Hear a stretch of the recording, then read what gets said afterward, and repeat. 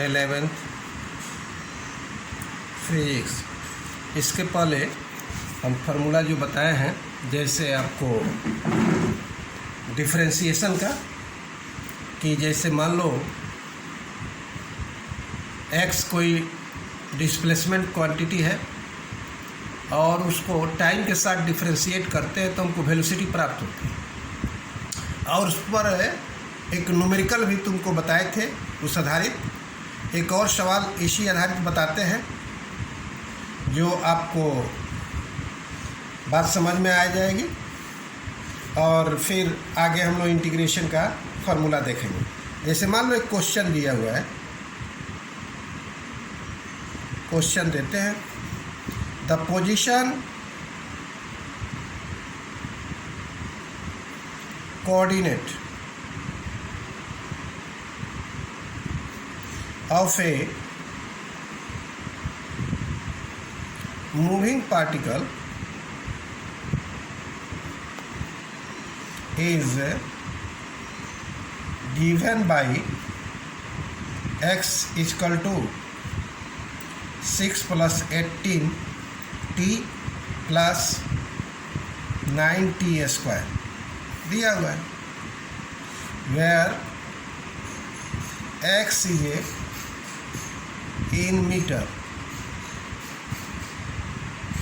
and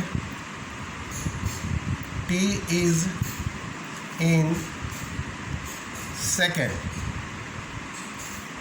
What is the velocity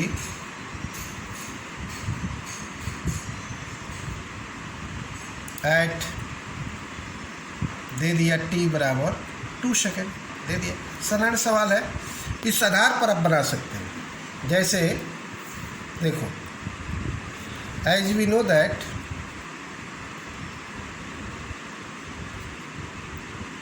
that velocity भी बराबर क्या होगा, dx बाई dt।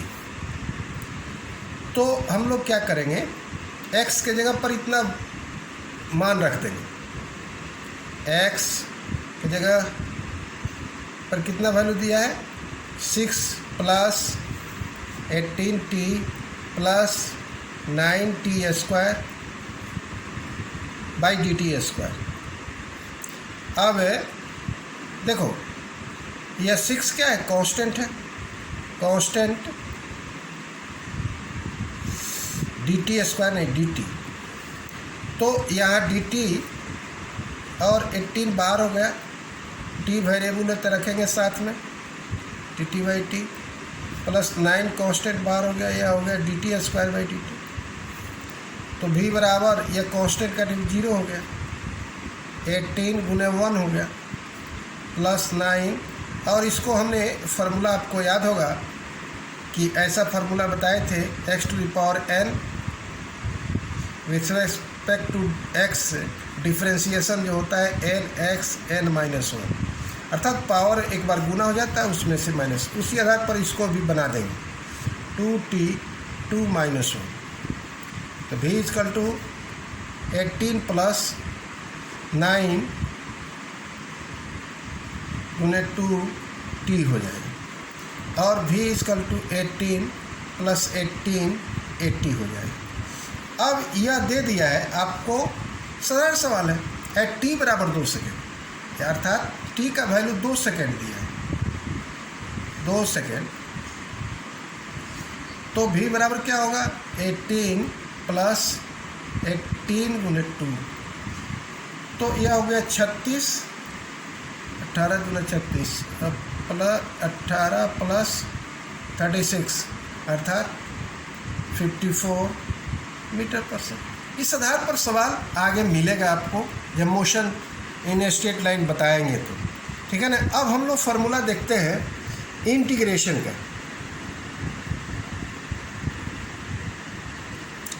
इंटीग्रेशन का सिंबल ऐसे होता है, देखो ऐसे।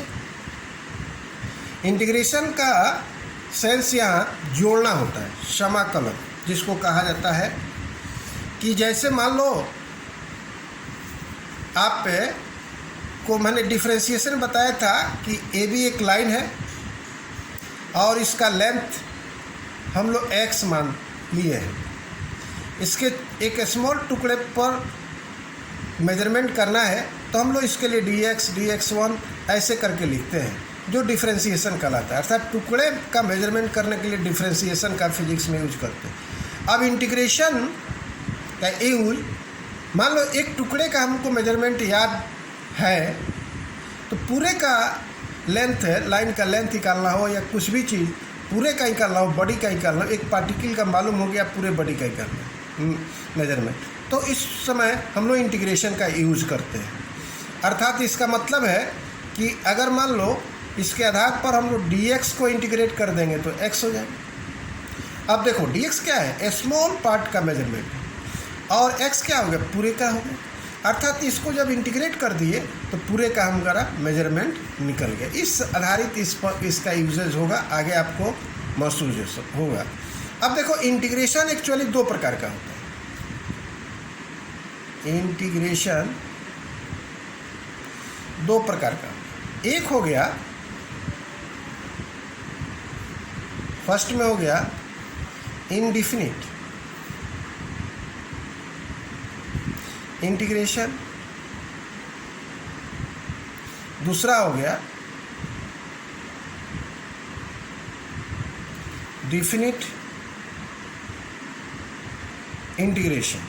अब देखो कैसे पहचानूंगा कि यह इनडिफिनिट इंटीग्रेशन है और यह डिफिनिट इंटीग्रेशन है। देखो ऐसा जब चिन्ह दिया रहे तो यह इसके नीचे वाले भाग को हम लोग कहते हैं लोअर लिमिट, अपर वाले भाग को कहते हैं अपर लिमिट। ठीक है, तो यदि अपर लिमिट और लोअर लिमिट का मान नहीं दिया हो तो समझ जाओ कि इनडिफिनिट है। अगर मान लो जैसे यहाँ है, मान लो तो इसका लोअर लिमिट अपर लिमिट का वैल्यू नहीं दिया है तो इसका मतलब है इनडिफिनिट हो गया। अगर ऐसा दिया हो, इसका वैल्यू मान लो ए दे दिया, इसका वैल्यू बी दे दिया, तो इसका मतलब है कि लोअर लिमिट अपर लिमिट का वैल्यू दिया हुआ है, तो इसको हम लोग कहेंगे डिफिनिट इंटीग्रेशन। अब हम लोग इनडिफिनिट इंटीग्रेशन का पहले फार्मूला देखेंगे। इनडिफिनिट इंटीग्रेशन, पहला फार्मूला है, इम्पॉर्टेंट है। जैसे कि आपको हमने अभी बताया है कि dx को इंटीग्रेट करेंगे तो x प्राप्त होगा, यह भी इंडिफिनिट में ही है। हालांकि मैथ में जब जाओगे तो x प्लस सी एक कांस्टेंट आएगा, लेकिन यहाँ उस कांस्टेंट को हम लोग नहीं लिखेंगे। फिजिक्स में हम लोग को साधारण तरह से फार्मूला का यूजेज जाना है। अब देखो general formula x to the power n into dx। अब x का पावर कितना है, n इंटू dx को इंटीग्रेट करने के लिए अगर दिया गया तो इसका जनरल फार्मूला होगा, पावर जो होता है इसमें एक जोड़ देते हैं और उतना ही से भाग देते हैं। बहुत आसान है। x का पावर कितना है, यहाँ n है, यहाँ आपने जोड़ दिया 1 को n प्लस 1 और जो पावर आ गया टोटल उससे हम लोग भाग दे दिए। ठीक है, अब इसके बहुत से एग्जाम्पल इसको बताएंगे, आप इजी वे में समझ जाइए। जैसे मान लो आपको दे दिया गया x इंटू dx को इंटीग्रेट करें, तो देखो यहाँ x क्या है, इसका पावर कितना है, 1 है, छुपा हुआ है, तो n के जगह पर 1 लिखेंगे, अर्थात 1 प्लस 1 बाई 1 प्लस 1, यह हो जाएगा x स्क्वायर बाई 2। तो इसका इंटीग्रेशन कितना होगा, x स्क्वायर बाई 2। उसी प्रकार आप इसको देख सकते हो, x स्क्वायर इंटू dx। अब यह क्या होगा, x का पावर यह कितना है, 2 है, तो हम n के जगह पर कितना लिखेंगे, यहाँ 2 प्लस 1, तो कितना है 2 प्लस 1, भाग दे देंगे, तो यह हो गया x के पावर 3/3। यह आप देख लिए कि x के पावर 3/3 हो गया। ठीक है, उसी प्रकार मान लो सब एग्जाम्पल बता रहे हैं, प्रैक्टिस भी करना है आपको। जैसे जैसे प्रैक्टिस करोगे बात और समझ में आती जाएगी। x के पावर 3 इंटू dx, तो x का पावर यहाँ कितना है, तो इसका इंटीग्रेशन हो जाएगा 3 प्लस 1 बाई 3 प्लस 1, यह हो गया x के पावर 4/4। तो इस तरह आपको हमने इस फार्मूला पर इस सब एग्जाम्पल अपने मन से बताएं कि यह अगर आपको एग्जाम्पल, अब देखो और बताते हैं एग्जाम्पल। जैसे मान लो आपको दे दिया x के power integration of x power -3 into dx। कोई घबराने की बात नहीं, यह एग्जाम्पल में ही बता रहे हैं। जैसे x के पावर क्या करेंगे, -3 है, +1 कर देंगे और उतना ही से नीचे भाग दे देंगे, 3 + 1। तो कितना हो गया, x के पावर 3, x के पावर हो गया आपको -2/-2। कितना आसान है। लेकिन इसको तभी आप इसका यूज कर सकते हो जब बार बार अपने मन से भी एग्जाम्पल रख करके बनाते रहोगे तो इसका यूज तुम कर लोगे। दूसरा फार्मूला इम्पोर्टेंट फार्मूला है, सब इम्पोर्टेंट फार्मूला। यह फार्मूला जो आप देखे हो, यह पाला, यह बहुत इम्पोर्टेंट है, बहुत यूजेज होता है फिजिक्स में, कैलकुलेशन में। अब है मान लो sin x है इंटू dx, कहीं पर आ जाए तो वहाँ सीधे लिखना -cos x। तीसरा फार्मूला है